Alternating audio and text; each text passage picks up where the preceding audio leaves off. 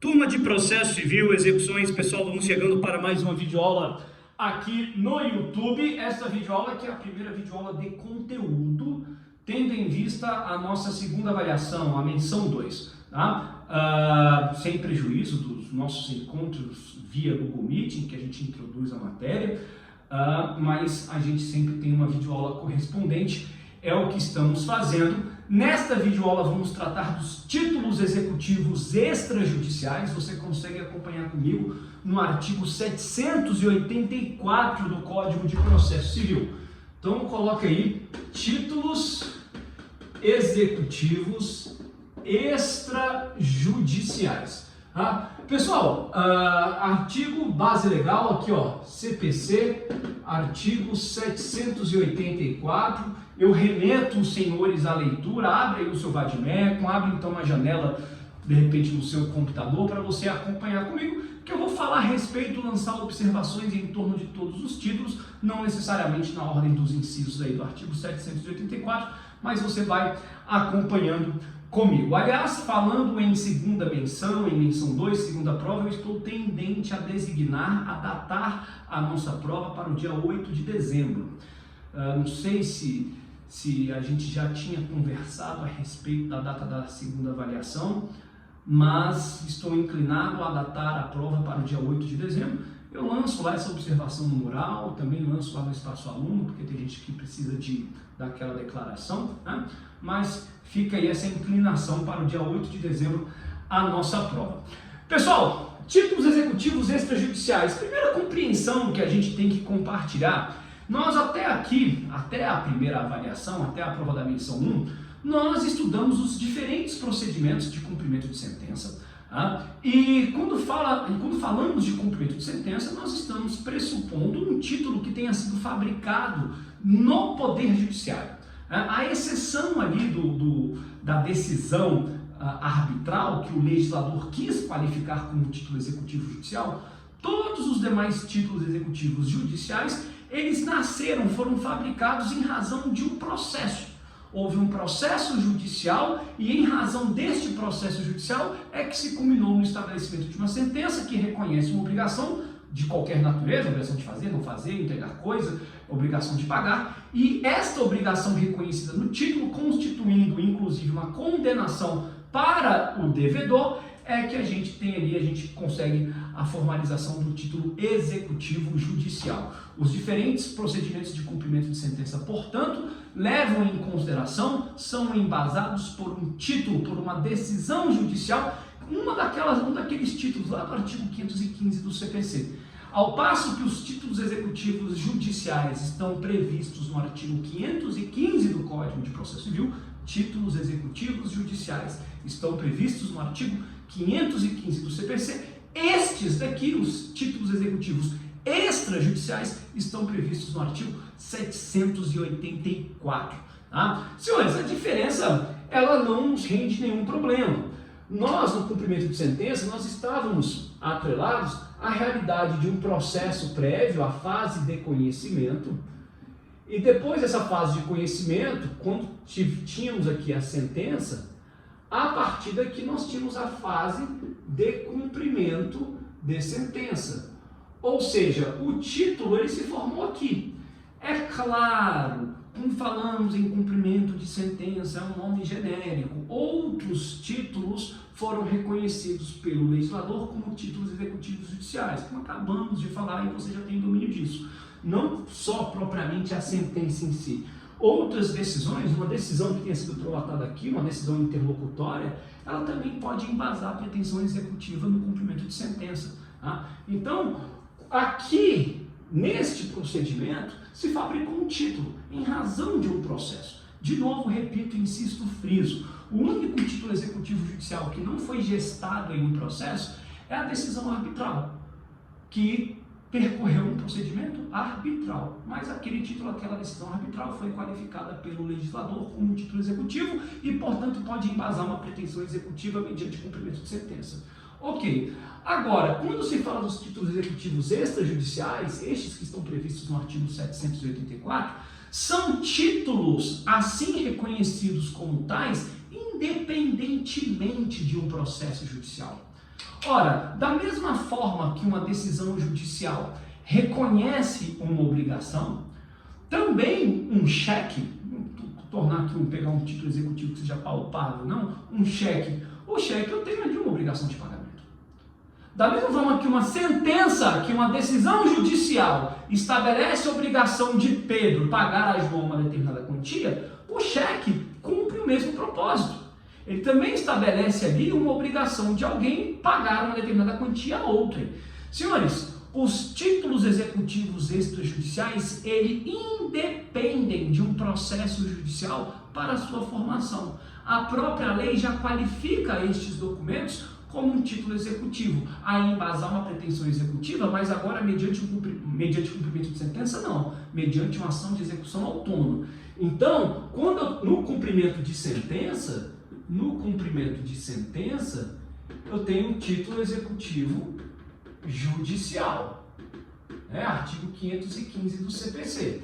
Agora, quando eu tenho ação de execução, a execução autônoma, então eu tenho um título executivo extrajudicial.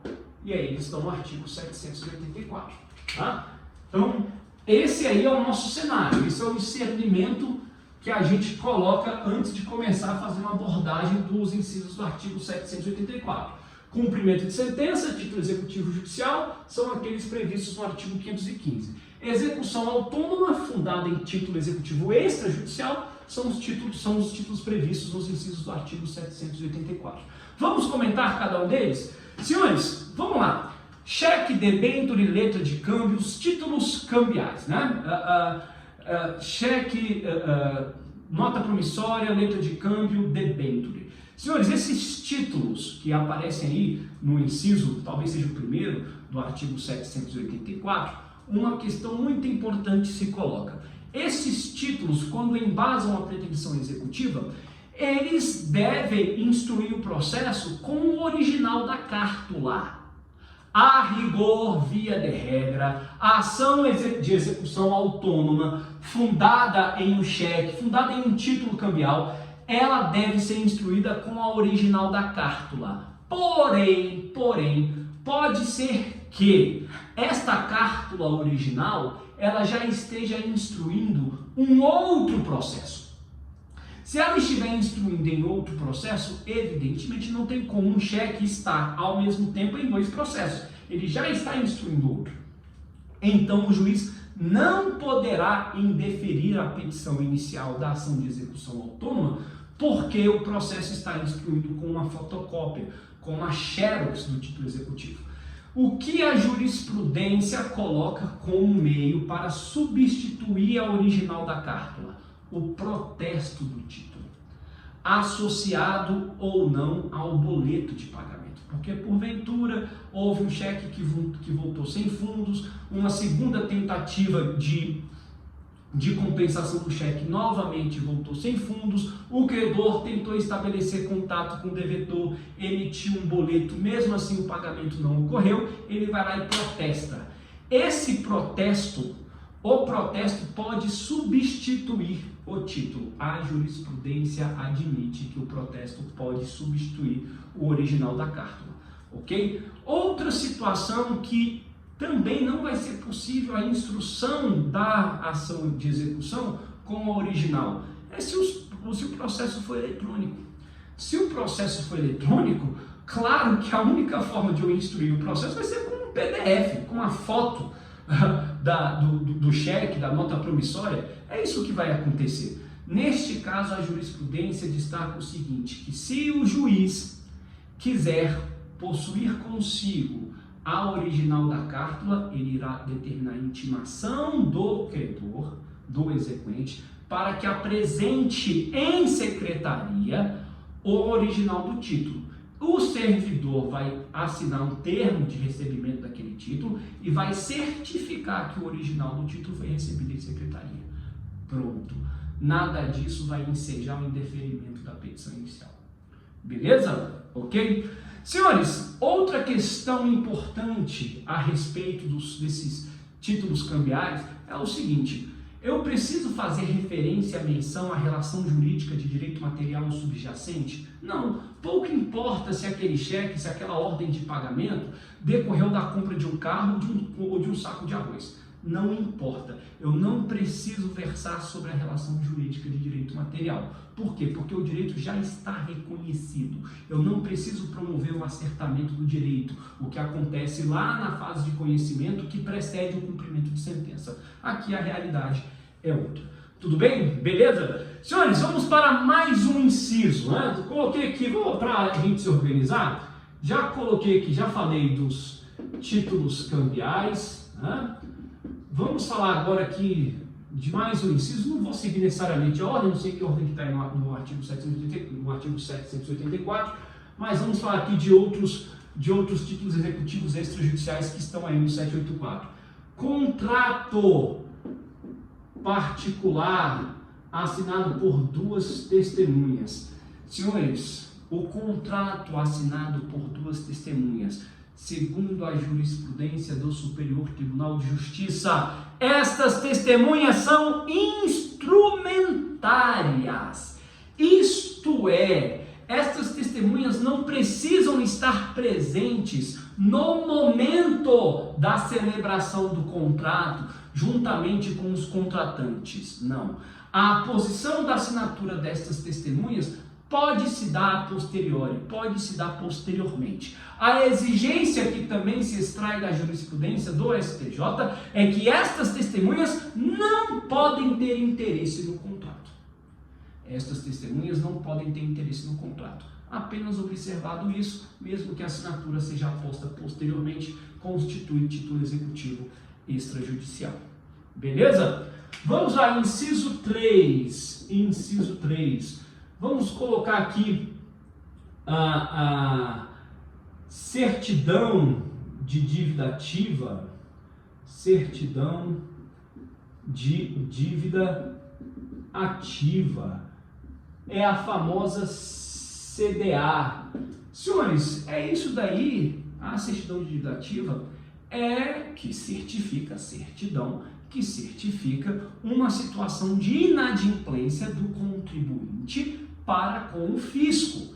Existe uma inadimplência tributária de ordem fiscal. A certidão, ela é o documento que comprova que aquele crédito já foi constituído, já foi lançado, o contribuinte não pagou e, portanto, está inscrito em dívida ativa. É esta cédula, a certidão, este documento é que é o documento que embasará a ação de execução autônoma. Isso aqui, claro, quando se trata de uma execução promovida pela Fazenda Pública em face do particular. Ok? Beleza? Outro inciso, vamos colocar aqui, outro inciso. Senhores, com relação à certidão de dívida ativa, me permitam, porque o código também faz uma referência, olha aí no 784, o código também fala de outro documento público. Outro documento público. O legislador claramente, vou até sublinhar, está aí no artigo 784, procurei, outro documento público. Essa expressão outro documento público claramente revela que o legislador não teve a intenção de exaurir ou de estabelecer um rol taxativo de que documentos públicos possam embasar uma ação executiva. Não, deixou em aberto. Qualquer documento público que estampe uma obrigação de pagar, de fazer, não fazer, pode embasar uma pretensão executiva. Por exemplo, eu gosto de fazer referência, porque é algo que a gente vê aí na mídia, talvez seja didático a gente compreender assim, que é aqueles termos de parcelamento do solo.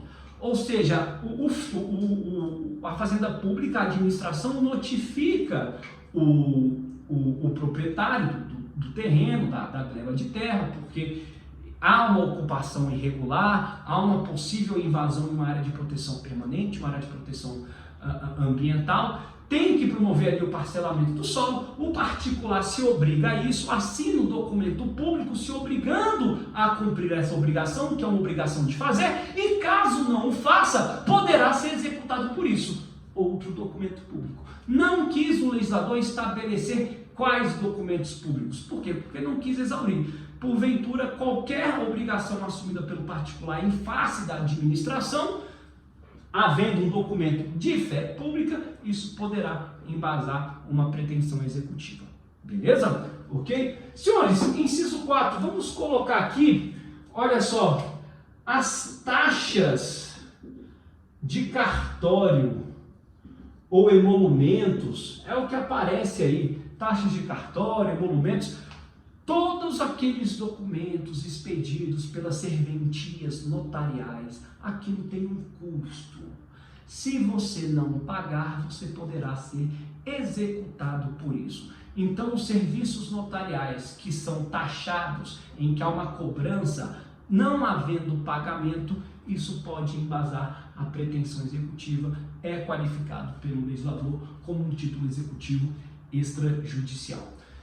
Quinto inciso, vamos colocar aí agora os contratos garantidos por alguma garantia real, penhor, hipoteca, caução, contratos garantidos por hipoteca, penhor, caução, anticrese, é o que aparece aí. Senhores, esses contratos, claro, aqui não se exige a presença de duas testemunhas.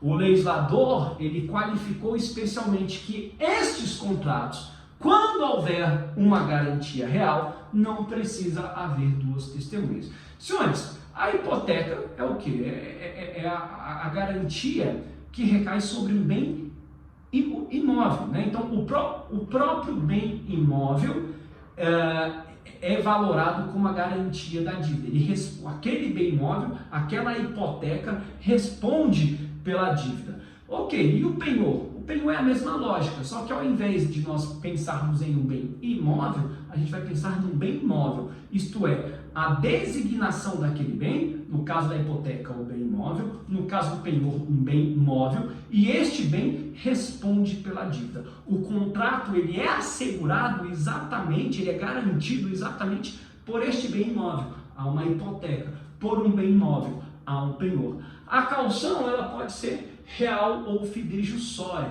pode ser uma caução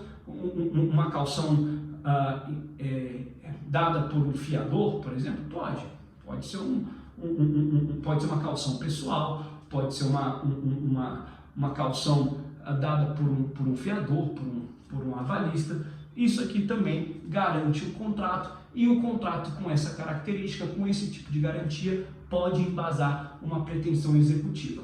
A anticrese, na verdade, é o que? O uso da terra de um senhorio, a pessoa não tem como pagar a dívida. Ela cede a sua terra para exploração. Aquilo ali tem um custo, é exatamente aquele rendimento que vai promover o pagamento para o credor. Né? Então, aqui é um contrato também garantido por anticrese, pode embasar uma pretensão executiva. Senhores, vamos apagar aqui para continuar, inciso 6 agora, inciso 6, apagar aqui, inciso 6, vamos falar dos encargos de aluguel, e acessórios. Que despesas acessórias são essas? Conta de luz, conta de água, tá? O contrato de aluguel, ele já pode embasar uma pretensão executiva também, mas os encargos acessórios, água, luz, também podem. Aliás, anotação aí, jurisprudência. A jurisprudência entende que os serviços de água e luz são serviços essenciais. Portanto, o corte destes serviços é considerado abusivo. Você cortar água, cortar luz é considerado uma prática abusiva. Por quê? Porque você tem outros meios de cobrar essa dívida. Já que são bens essenciais, você pode simplesmente promover uma execução em torno das dívidas de água e luz. Agora, essa ferramenta coercitiva de você promover o corte do serviço para constranger o devedor ao adimplemento é considerado abusivo. Se quiser cobrar, que promova a execução. Ora, o legislador qualificou esses débitos aptos a ensejar aí uma ação de execução autônoma. Ok? Da mesma forma, senhores, inciso 7 aqui, ó, as taxas de condomínio. Taxas de condomínio. Tá falhando o pincel, perdão por isso, eu vou comprar mais pincel. Taxa de condomínio. Tanto as ordinárias como aquelas taxas extraordinárias, né? Vai reformar a cobertura do prédio. Então vai ter ali uma taxa extra, uma taxa extraordinária. Isso daqui, havendo inadimplemento, pode justificar, pode embasar a pretensão executiva na ação de execução autônoma. Importante nota jurisprudencial: você está inadimplente com as parcelas de condomínio. E aí, pessoal? Vamos supor que você está sendo executado pelas parcelas de agosto, setembro e outubro. Tá? Você está sendo executado pelas parcelas de agosto, setembro e outubro. Daqui a pouco vai vencer a parcela de novembro. E você também não paga. A parcela vincenda, que não foi contemplada na petição inicial da ação de execução, porque a ação de execução cobra a parcela de agosto, setembro e outubro, mas a parcela de novembro que ainda não venceu, se vencer e você não pagar, ela também entra no cômputo da ação de execução. As parcelas vincendas também podem ser cobradas no mesmo processo, no bojo da mesma execução. Ok? Beleza? Maravilha! Senhores, 8. Vamos falar aí agora dos créditos decorrentes de foro ou laudêmio. Créditos decorrentes de foro ou laudêmio. Senhores, o que é isso? Essas figuras foram extintas, tá? Elas não aparecem mais no Código Civil de 2002. Por que então estão previstas aqui no artigo 784 do nosso Código, que é de 2015, entrou em vigência em 2016, por conta da vacatio legis? Senhores, exatamente porque pode ser que, em razão de contratos celebrados lá atrás, ainda sob a vigência do Código de 1916, pode ser que haja ali uma pretensão executiva em decorrência de créditos por foro ou laudêmio, que é o que? A utilização da coisa junto ao senhorio de terra para promover um pagamento de uma dívida. Tá? Então, o foro ou laudêmio, eles são espécies, são figuras, são institutos jurídicos que já foram extintos, mas em virtude de contratos celebrados lá atrás, pode ser que haja ali ainda o exercício de uma pretensão executiva. Que o foro ou laudêmio consiste em quê? Em um pagamento de uma dívida por conta, a partir do uso de uma terra, um pagamento anual. Aqui é um pagamento anual que se faz ao senhorio, ao dono da terra. Tá? Senhores, inciso 9, contrato de seguro de vida. Inciso 9, vou colocar aqui, ó, contrato de seguro de vida. Senhores, no código anterior havia uma celeuma, uma discussão sobre quando que esse contrato poderia embasar uma pretensão executiva. Houve uma discussão, a jurisprudência pacificou e o Código de 2015, nosso CPC, ele colocou uma pá de cal nessa controvérsia. Por quê? Porque antes se cogitava de que este contrato poderia ser executado para garantir o pagamento em razão de uma incapacidade decorrente de algum acidente. Só que o contrato é de seguro de vida, portanto ele cobre o evento morte. Uma eventual incapacidade que venha a suceder não pode render, não pode autorizar uma pretensão executiva baseada nesse contrato. Apenas o evento morte é que tem a cobertura. Incapacidade para o trabalho, por conta de um acidente, não terá direito ao seguro, portanto não terá direito à respectiva indenização. o seguro cobre o evento morte, porque ele garante a vida. Tudo bem? Ok? Senhores, será que eu acho que eu falei de todos os incisos do artigo 784? Vai haver uma disposição aí que fala o seguinte: outros títulos assim reconhecidos em lei. Ou seja, o Código de Processo Civil teve o cuidado de alertar que pode haver outros títulos mencionados em legislação extravagante. Então, quer dizer, não estão compreendidos apenas aqui no artigo 784. Por exemplo, contrato de honorários, né? Lei 8.906. O contrato de honorários, ele pode ser objeto de uma ação de execução. Se um cliente meu deixa de pagar, eu pego o contrato e executo, como se o cheque fosse.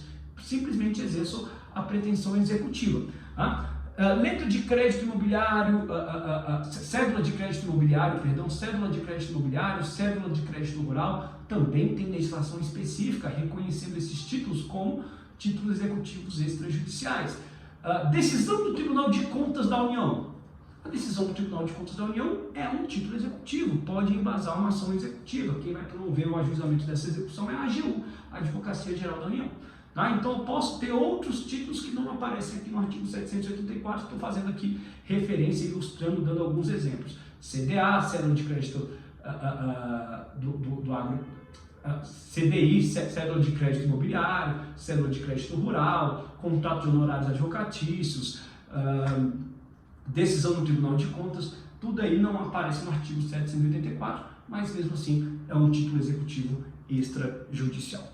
Beleza, pessoal? A gente vai conversar, a gente vai ter reunião no via Google Meet, eu não sei quando que eu vou conseguir disponibilizar essa aula, mas antes ou depois a gente vai falar no Google Meet também sobre esses incisos, vou colocar lá no chat, vai dar certo, tá bom? Então, primeira videoaula de conteúdo para a nossa segunda prova vencida. Obrigado, pessoal, até a próxima. Tchau, tchau.